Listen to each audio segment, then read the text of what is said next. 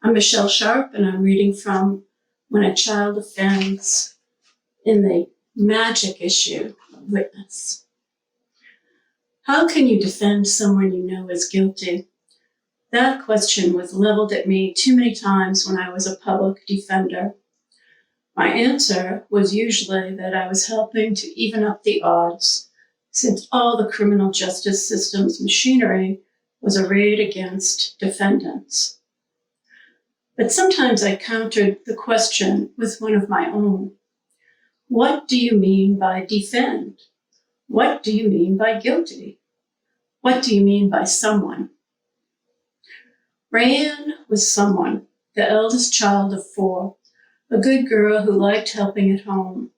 She wore her hair in tight braids when I first met her, but by the time she killed her 7-year-old neighbor, she was 13 and had gone over to a medium-length afro.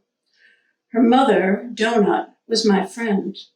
A white woman of size, Donut moved as if weighed down by more than her girth. What she lost in physical speed, though, was more than made up for by the swiftness of her thought and speech. She could use language like a flower or a flamethrower to keep her children and her husband Everett in line, to navigate labyrinths of medical services, to get her car fixed almost for free. Donut drove a 1970 Buick sedan, a middle beast big enough for her and Everett and the 4 kids. Something was always wrong with it. The day she showed up at my shotgun apartment with the 4 kids in tow, the muffler was dragging on the ground, setting off sparks. She and Everett had argued, and she was looking for a place to crash with the kids until he came to his senses. I had room for them. The kids were all little then. Rayanne couldn't have been more than 10, her hair still braided tightly. I fixed them all peanut butter sandwiches and sent them out into the living room at the front of the apartment, while Donut and I sat at my Formica table, drinking burnt coffee and smoking Marlboros. We talked about how men sucked for a while, and then about her future. It was the early 1980s, and I was a childless woman in law school. Donut never tired of asking me what law school was like. We both knew she had an analytical mind that was made for legal reasoning. Education was much cheaper than now, but in her late 20s, with 4 kids and no college degree, law school seemed out of reach for her. Maybe when the kids were grown, we said, and fell silent. When I picked up the phone to call my upstairs neighbor to borrow some pillows and blankets, I heard a commotion in the living room. Everett had knocked on my door, Rayanne had let him in, and the children were swarming him. He walked through to the kitchen, a handsome black man wearing worn jeans and a light gray t-shirt that pulled tight across his chest, making him look strong and reliable. Donut twisted around to look at him and flipped her long, honey-colored hair over one shoulder. She pushed up out of her chair, and he was beside her in an instant, lifting and wrapping his arms around her. The kids stood in the doorway, and when she laid her head on his chest and hugged him back, they all cuddled around their parents. I was glad for them and for me. I'd not looked forward to waking up to 4 kids. The city we lived in curled around a harbor that stank at low tide. A has-been place left over from the Industrial Revolution, it was stocked with empty brick factory buildings and enough poverty and drugs to keep most everyone subdued most of the time. Once I graduated and passed the bar, I started taking public defender assignments in our district court. I sometimes saw Donut in court when she was helping friends who were either mystified by the court's legalese or intimidated by its brutalist architecture. Soon, she started volunteering for a nonprofit mental health program that would later hire her as a program director. Meanwhile, I was building a reputation for myself as what one judge called a fierce little lawyer. When Donut called me the day Rayanne killed the neighbor boy, she was sobbing but still coherent. She and Everett had been out, and Rayanne had taken Donut's keys to the Buick, gone outside to where the car was parked at the curb, started it up, and put it in gear. She was 13 years old. She didn't know how to drive, and the car had bucked, jumped the curb, caught the bike-riding 7-year-old neighbor under its wheels, and crushed him to death. Rayanne hadn't gotten more than 40 feet from her front door before killing him. The next day, Rayanne appeared in court with her parents, charged with unauthorized use of a motor vehicle and manslaughter. I got the clerk to appoint me to her case.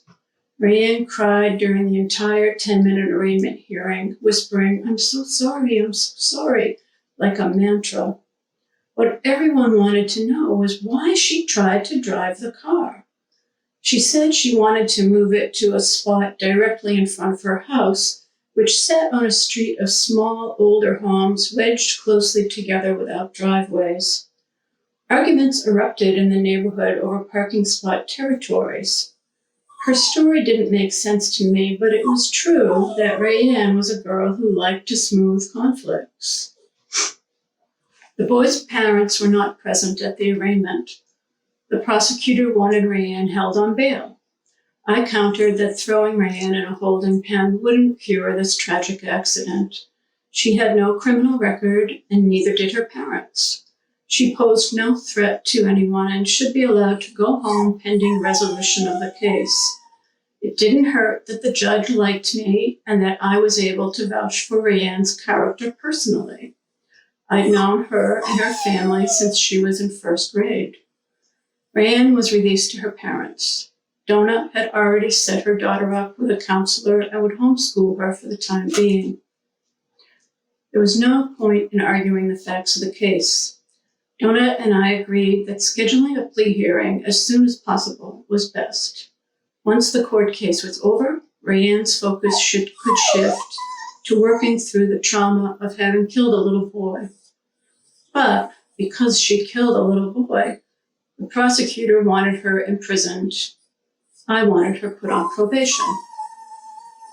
Before our next court date arrived, I gossiped about the case with the clerks and court officers, playing up the doubly cruel nature of the tragedy, how the boy's young, innocent life had been snuffed out, and how Rayanne's young, innocent life had been forever changed. The poor girl is inconsolable, I'd say. She'll have to live with the weight of her guilt for the rest of her life. It was true. By the time Rayanne appeared in court again, a protective community of sympathy surrounded her. The court personnel, bailiffs, clerks, probation officers, all treated her and her family with respect. The clerk sent the case to the judge of my choosing first thing that morning, a judge who understood moral ambiguity and complexity. Though nothing was certain, I felt confident in arguing for probation while acknowledging Rayanne's guilt. A 7-year-old boy had died, and the city mourned him. There would be no question about that. My brief statement to the judge went like this. Rayanne was a good girl who helped out at home and did well in school. She made a terrible, irrevocable mistake in trying to move her parents' car. She was already being punished by the guilt and remorse she felt, and she'd carry those feelings with her for the rest of her life. She came from a solid family that was supporting her through this nightmare. She was seeing a psychologist who prepared a report for the court, and I passed the report up to the judge. She was not at risk for future delinquency. Probation with significant community service hours, I said, was the most appropriate sentence for Rayanne given all the circumstances of this horrific accident. We couldn't bring the 7-year-old child back, but we could give Rayanne, another child, a second chance. The judge nodded at the end of every sentence I uttered. If asked to predict the outcome, I would have said we'd prevail. What I couldn't have predicted, though, was the testimony of the dead boy's mother. The prosecutor put her on the stand, asked her to speak about her son's death, and then stepped back, giving her free rein. He must have expected her to be a sympathetic witness. The boy's mother was short and slight, with featherback blonde hair. She wore snug jeans and a fitted vest over a button-down shirt. My son is gone forever. That girl should be locked up for the rest of her life, she said, pointing at Rayanne. Then she gripped the railing of the witness box with reddened knuckles, looking as if she was holding back tears, and she turned on Donut and Everett. Just look at them, she said. You can see what kind of people they are by just looking at them. They are not a good family at all. I wondered if she was race baiting, trying to attack them for being a biracial family. She took a deep breath. And they're slobs. Car parts all over their backyard, trash cans overflowing every week. She took a deep breath. Just look at her, she said, raising her voice and pointing at Donut. She goes out of the house in her nightgown. Was this jab at Donut's fatness? I knew Donut usually wore big, blousy muumuu dresses that straddled the line between night clothes and day wear. Finding clothes that fit was next to impossible for her, and she'd done her best that day to tame her flesh in stretch pants and a stretched-out cardigan. And their dog, the woman went on, barking from morning till night. All the neighbors complain, but they don't lift a goddamn finger to keep that dog in line. I glanced back at Donut and Everett, who sat behind me in the first row of the courtroom with their heads bowed, as if in prayer or in deep shame. Rayanne, sitting beside me at the defense table, also had her head bowed. The woman's voice continued to rise. The prosecutor shifted in his seat as if about to stand up, but he slumped back. He must have figured the woman couldn't be stopped at that point. The judge kept a slight, sympathetic smile plastered to his face, even as the woman's rage continued to stab at Donut and Everett, but I could see his gaze hardening and then glassing over. I was torn between the glee I usually felt when an opponent's witness went out of control and the urgency of wanting the bereaved mother to stop shaming herself with all that hate. When she finally ran out of vitriol, the judge told her that he understood her sorrow and her anger. Then he sentenced Rayanne to probation until her 17th birthday. Rayanne could go home. It was a victory, but there was no celebration. How could there be when another child had died? I'd never asked Rayanne about how she thought she should be punished for killing that little boy. Our first conversation centered on why she'd started the car in the first place. She'd always been a quiet kid, but the shock of killing the little boy rendered her nearly silent. I couldn't get her to talk to me. So whenever we met, I'd outline the process of pleading guilty and give her my assurances that I'd do everything in my power to keep her out of the juvenile detention system without bothering to tell her why. Horror stories about those places were common. Guards abused the kids, and the kids abused each other. Juvenile convictions were supposed to be sealed, as if they could be forgotten by everyone, but any kid who did time was stamped with that experience and stigmatized.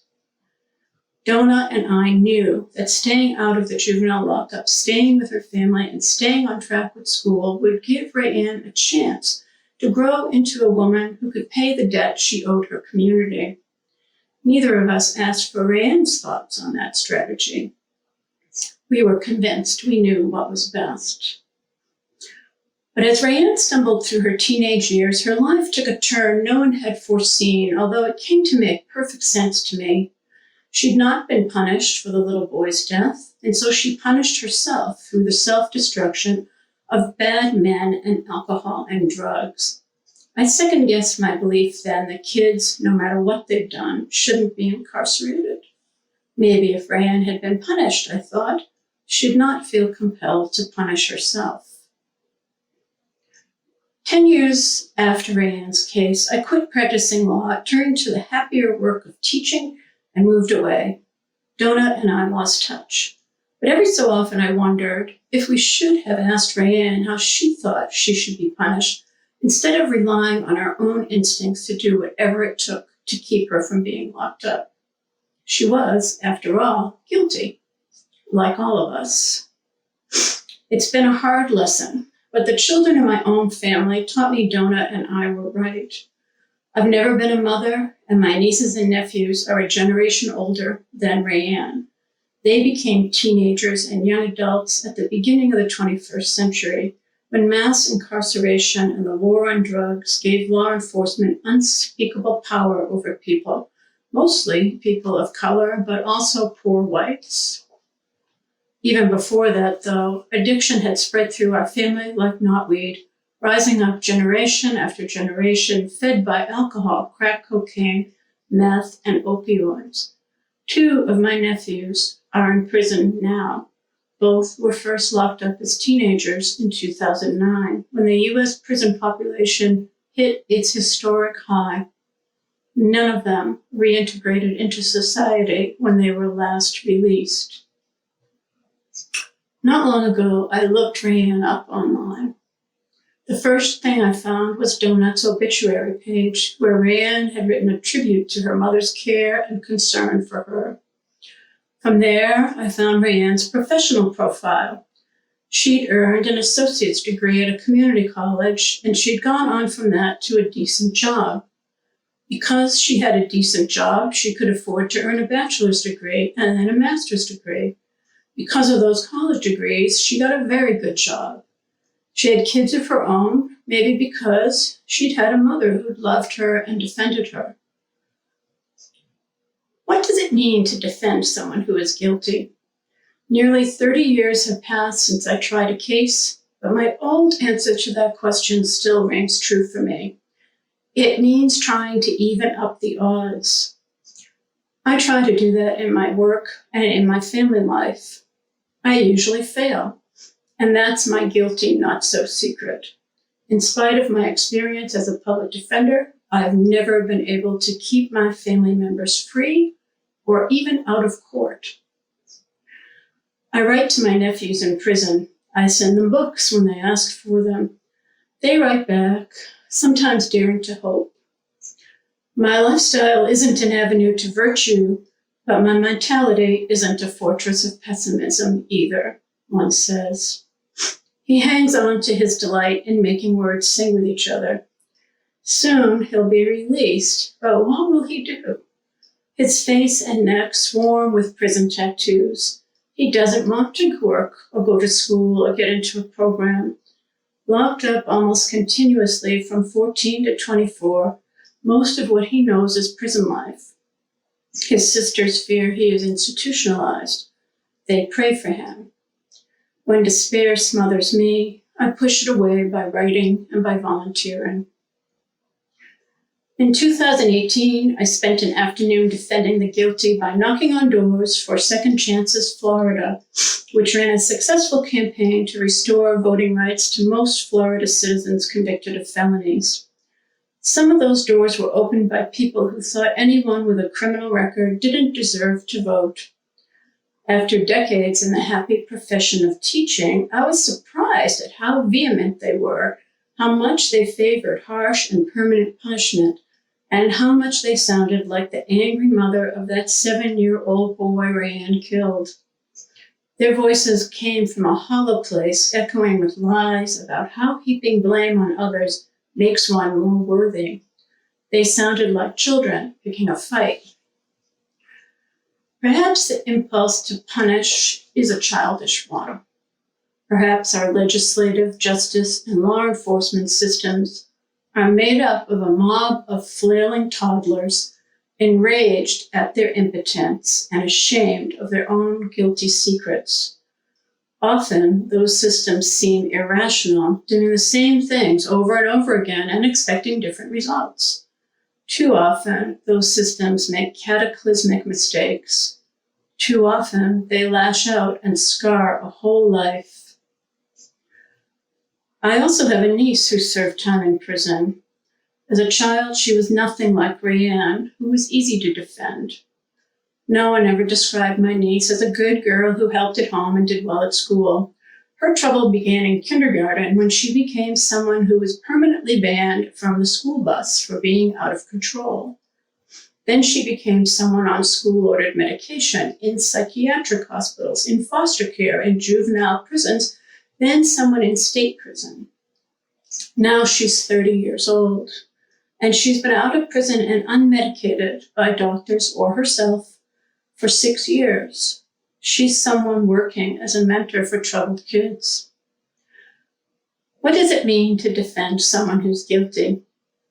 My niece is not a different person now. She's the same soul she was as a kid.